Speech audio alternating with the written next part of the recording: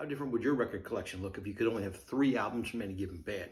I'm going through my record collection, artist by artist, band by band, and narrowing it down to just 3 albums each.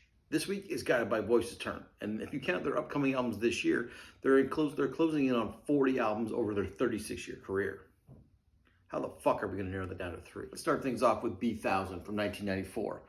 Probably because this is the most obvious choice to make this list. I bet you if you compiled all the Guided by Voices fans across the world and asked them for their consensus #1 album, this one would make the list 99.9% of the times. Yes, there are some outliers, but B1000 is probably the most loved Guided by Voices album. The lowest of the lo-fi, we have Vampire on Titus, 1993.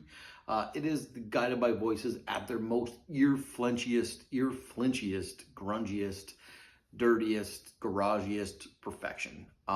This is how I like my Guided by Voices to sound, so you're gonna have a hard time pulling me off this one. All right, this is where things get hard.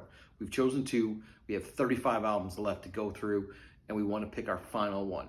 We still have Mag Earwhig, we still have Propellor, we still have Half Spousal Decomposed, but for me, I'm gonna get a little bit greedy. I personally chose Alien Lanes from 1995 as my 3rd and final pick. 2 reasons. One, yes, it is a more commercial album for them, but it is one you can hand to anybody that you want to get into Guided by Voice and say, hey, listen to this, get into this, and they can get into it pretty easily. Number 2, I'm greedy and I like more music, and this is one of their longer albums.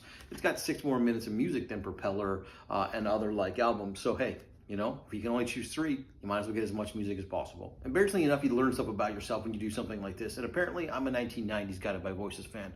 The 3 albums I just talked about range from 1993 up to 1995. This band has been doing their thing for over 36 years and have nearly 40 albums.